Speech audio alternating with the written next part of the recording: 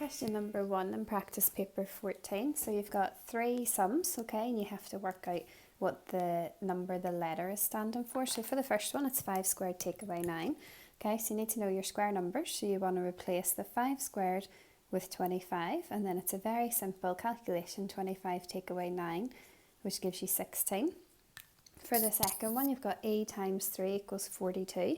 So you need to use your inverse operations to work out what a is. So that would be 42 divided by 3. Okay, gives you an answer of 14. So a stands for 14. Okay, and then the last one, f take away 3 squared equals 6. So again, 3 squared. Okay, replace that with 9. Then you've got whatever f is, take away 9 equals 6. So use your inverse operations, add 9 and 6, gives you 15. So f stands for 15, a stands for 14, and d stands for 16. So you had to say which one had the smallest value, okay, and it's a at 14. Question number 2, you had some pupils taking part in a maths test and you had their answers. Okay, it says the frequency table. It just means, frequency means how many. So for the first one, how many pupils scored 0 to 2, what you need to do is go through, okay, count how many zeros, number ones or number twos there are, and then write the answer in there. Important thing here is to score them off as you count them, so you don't count them twice. Question number 4. Okay, so a bottle containing 1.25 litres of cranberry juice costs £1.45. Okay, so I asked you to find out what is the cost of a quarter litre of cranberry juice. Okay, so what we're going to have a think about here is how many quarters are in 1.25 litres. So let's start off with the 1 whole. Okay, so 4 quarters make a whole, so that's going to be 4 quarters. Okay, 0.25 or 0.25 is 1 quarter. So if you add those together, you have 5 quarters costing £1.45. If you want to work out the price then of 1 quarter, you're going to take the 1.45 and you're going to divide it by 5. Okay, so dividing decimals, everything in the columns correctly. Okay, so 1 divided by 5 you can't do, so pop your 0. Decimal point doesn't move, carry your 1 over. 14 divided by 5 is 2, carry over 4. 45 divided by 5 is 9, so your answer is 29p. So the next part of the question, part B, asks you what the cost of cranberry juice per litre is. So if you know that a quarter of a litre is 29p, okay, there are 4 quarters in 1 whole, so you're going to multiply the 29 by 4. Okay, so 9 fours are 36, 2 fours are 8, plus 3 is 11, so that's 116p. So to convert that into pounds, £1 and 16. Question number 5, you've got 5 fractions. Okay, the question's asking you if they're put in order from the smallest to the biggest, which one will be in the middle. Okay, so when you're working with fractions and they all have a different denominator, you need to convert them to the same denominator. Okay, so you have a look at the denominator and what number could you convert them all to. So I'm going to convert them all into out of 24. So we'll start off with 5/8. So 5 out of 8, okay, equals what out of 24? So have a wee look. You've multiplied 8 by 3 to get 24. So you need to do the same thing to the top number. That's equivalent to 15 out of 24. 17 out of 24 doesn't need to change. Okay, 7/12 to convert that to out of 24. So 12 times 2 is 24. 7 times 2 gives you 14 out of 24. 4/6. Okay, so out of 24, 6 times 4 is 24, so we're going to multiply that by 4, which gives you 16 out of 24, and then your 3 quarters times by 6, times your numerator by 6, 18 out of 24, and then I'll just write down your 17 out of 24. Okay, so if you pop these in order now from the smallest to the biggest, I'm going to use the original form that's given in the question. Okay, because you're going to need to use that so you have the correct answer.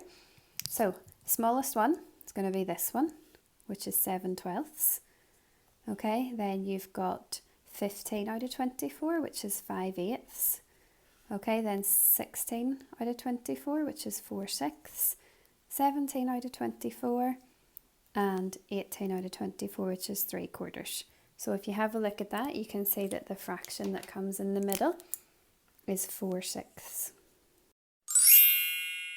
Okay, question 16, you've got a function machine and these come up all the time. Okay, so your starting number, when it goes in, it adds a half and then it gets times by 3. Okay, so for the first one, the starting number is 6. So if you go through the function machine and add a half, that's the same as 6.5. And then you work out 6.5 times 3, applying decimals. You just need to make sure that your columns are lined up and your decimal point doesn't move. 5 times 3 is 15. Decimal point doesn't move. 6 times 3 is 18, plus 1 is 19. So that gives 19.5 for the first part of the answer. Okay, and then the second one says, what is the starting number when the answer is 28.5? So what you've got to have a look at is what happens when you know what comes out of the machine. So we're going to work backwards. So instead of times them by 3, you divide by 3. Instead of adding a half, you take away a half. Starting with 28.5 and working backwards, we need to divide that by 3. Okay, so 2 divided by 3 you can't do. Carry over your 2. 28 divided by 3 is 9.